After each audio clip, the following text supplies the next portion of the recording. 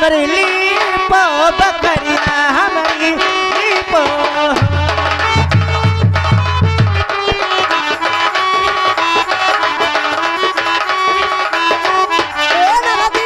धीरे धीरे हमारा पिला धीरे धीरे हमारा पिला बकरिया हमारी लीपो बकरिया हमारी लीपो। हेलो हेलो, यह देखो आ गई मोहिता बुआ। मोहिता बुआ अपने भतीजक ढोड़ी काजर लगाओ 10 रुपया, 10 रुपया आवा है, लेकिन वो नहु का ख्याल है क्या? अरे मोहिता बुआ ढोड़ी में काजर लगा 10 रुपया उनका भतीजा दीन है, लेकिन वो नहु कुछ कह दियो। हेलो, अरे बड़ी मान से ननदी आई अंगनवा में खाड़ी दुआरी या पे खाड़ भाई दूर दिया से नदी आया हमारी भाई हो। दूर दिया से नदी आया हमारी भाई सारा वहाँ पे खाड़ भाई हो।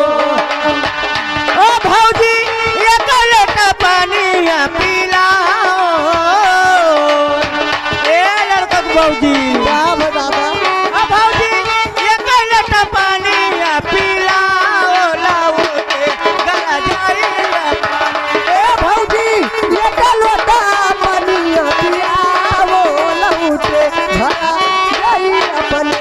ए भौजी ये कलोटा पानी पियाओ लौटे भरा गई अपने। हेलो हेलो हेलो, आ गई गोली का मौसी और रंजीत का मौसी, दोनों जने दीन है मिलकर 2.5 रुपया 5 रुपया, लेकिन ढोड़ी पर ढेला मार दी। हेलो, हेलो, हाँ के लीजिए मैम साहब, हाँ ये आ गए कांटे खैरी के रहने वाले अच्छा लड़कवा का मौसिया।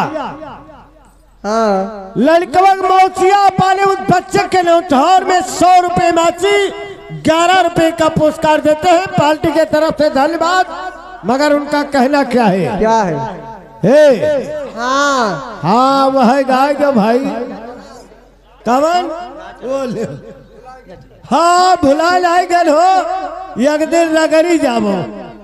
अरे गगरी ऊपर गगरी, अरे गगरिया ऊपर गगरी, कदी रगरी जइबो ना।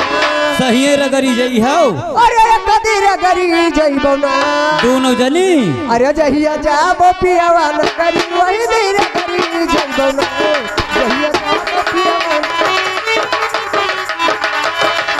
रगरी जइबो ना, कदी रगरी जइबो ना। ओ जहिया जइबो पियावा न करी वही दिन रगरी जइबो ना। जहिया जइबो पियावा न करी।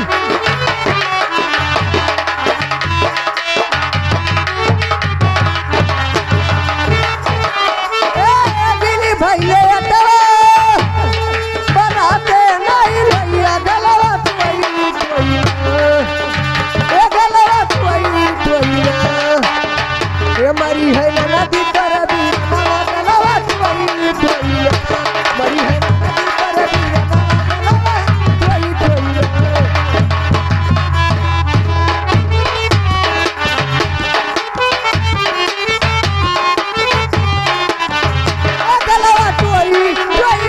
गलवा कोई मरी है नदी पर भी गलवा गलवा कोई कोई मरी है।